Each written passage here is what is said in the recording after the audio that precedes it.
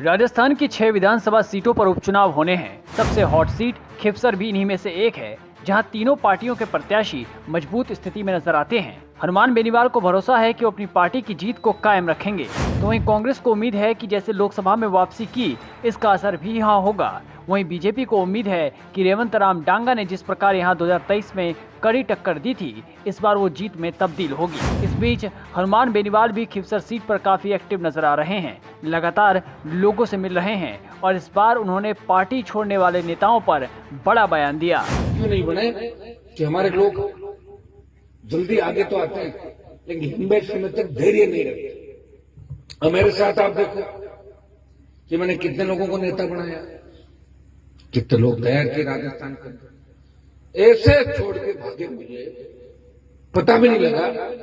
कोई कहीं चला गया, कोई कहीं चला गया, और गए तो गए, लेकिन आधे लोग तो दुश्मनों के घरों पर जाके बैठ गए, जो हमें मारने के लिए लंबे समय से तत्पर थे। वो भूल गए कि हनुमान जी से नाराज होके खुद की ताकत से विधायक बनो, खुद की ताकत से एमपी बनो, लेकिन दुश्मनों के साथ मिलकर इस पार्टी को, इस कौम को कमजोर मत, लेकिन चले गए। हमें याद रखना है बातों को भाइयों, ये मेरी जंग नहीं है। मुझे तो आपने 4 बार एमएलए, 2 बार एमपी, एक बार मेरे भाई को बना दिया, 7 चुनाव जीता दिया आप लोगों ने, लेकिन यहाँ के यही हम लोग, क्योंकि लोकतंत्र के अंदर सर गिने जाते हैं। किस पार्टी के कितने एमएलए, आरएलपी का 1 विधायक। मेरे बाद जो पार्टी बनी भारतीय आदिवासी पार्टी, 2 जिलों के अंदर उन्होंने वही काम किया। मैंने पूरे राजस्थान के अंदर चिंता की, मैं 1 पे आ गया, 3 पे आ गया। हमें सोचना है इस बात के लिए। उपचुनाव आएगा खिवसर का, राजस्थान में 6 जगह उपचुनाव है। आगे किस करवट राजनीति बैठेगी ये तो वक्त बताएगा, लेकिन खिवसर पे नजर मोदी और अमित शाह की है कि खिवसर में भारतीय जनता पार्टी जीते। वो लोग ये चाहते हैं, और हमें उन्हें ये बताना है कि भारतीय जनता पार्टी का अता पता भी लगने देंगे, भारी वोटों ये कांग्रेस अमित शाह मोदी को इसलिए देना है कि किसान कौम जब तकलीफ के अंदर थी, जब पूरे देश के अंदर लोग देख रहे थे, किसान आंदोलन करने वाले हरियाणा पंजाब के किसान मेरे पास आए, बोले क्या साहब इस कौम के अंदर इतनी कमजोरी आ गई कि कोई मोदी का साथ ही नहीं छोड़ रहा। मैंने कहा कौम में तो कमजोरी नहीं आई, फिर आप को तैयार करो। हरियाणा यूपी वाले नेता रोज जो दिल्ली को घेर के बैठे, उन नेताओं को वो इस्तीफा मांगना उनसे। बोले वो तो नहीं दे रहे जी, तो नहीं दे रहे जी। तो मैंने कहा मैं दे दूंगा, और क्या, भाई बलिदान तो देना ही पड़ेगा, क्योंकि जब कौम बलिदान मांग रही है तो बलिदान कौन देगा?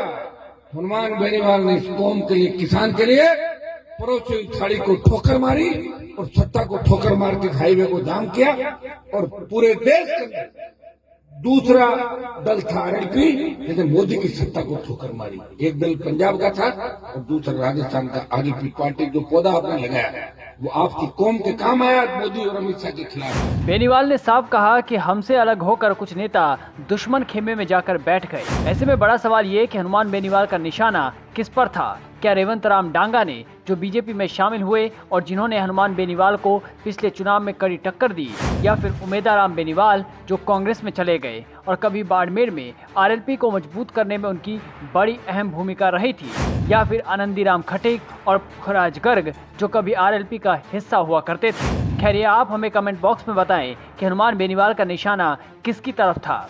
इस बीच हनुमान बेनीवाल ने अपने भाषण में आगे कहा कि कुछ लोग कहते हैं कि मैं बीजेपी में जा रहा हूं। तब बेनीवाल उन्हें क्या जवाब देते हैं, ये भी सुन लीजिए। मेरे मुंह पे कह जाते हैं साहब काम कराओ तो कराओ, नहीं तो मैं बीजेपी में जा रहा हूँ। अरे बढ़ जाकर आंबा खा ले बीजेपी में जाए, बढ़ जो दिए देगा पाचा है गढ़ के माए बैठे लोग जावे जा कहीं आगे दूठा तो नहीं। उनको ये कहना चाहिए जिस दिन जागृति आएगी कि साहब हेटा रो काम तो बीजेपी में कराए लमा और बोर्ड थाने टेक दे जन होशियार के वजह। मैं तो होशियार हुई, पब्लिक होशियार हो जाए, मारा 1 लाख होशियार हो जाए।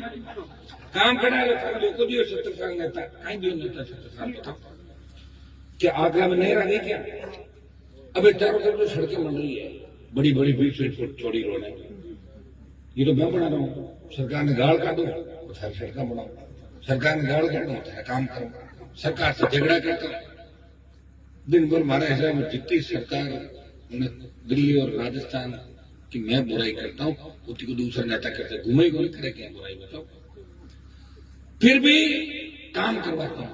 कई लोग माइक हाथ में ले लें और मैं भाषण दे राज के खिलाफ कोई कागज देवे कह रहे कि माने कागज नहीं देना तो क्यों कि माँ को काम तो ये माइक में भी बोला काम कौन करे बोलते माइक सरकार के खिलाफ है। मैं माइक में भी बोलता हूँ और आपके काम भी करता हूँ। देखो जन सुनवाई करता हूँ राजस्थान के प्रत्येक कोने के अंदर जाके करी। चंबल के बीड़ से लेके बाड़मेर जैसलमेर की रेतीले धोरों तक मेरे भाइयों को जगाया, एक किया। और तेजाजी महाराज की जयकारे को हिंदुस्तान की सबसे बड़ी पंचायत में लेके गया, विधानसभा के अंदर लेके गया। हनुमान बेनीवाल उपचुनाव से पहले अपने पुराने अंदाज में लौट आए हैं। अब इस सीट पर कांग्रेस गठबंधन तोड़ती है तो मैदान में किसको उतारेगी? वहीं बीजेपी क्या फिर से रेवंत राम डांगा पर भरोसा जताएगी या फिर ज्योति मिर्धा पर? इस पर सूबे की नजर बनी हुई है। कमेंट बॉक्स में आप बताइए कि बेनीवाल ने इस भाषण में किस नेता पर तंज कसा होगा।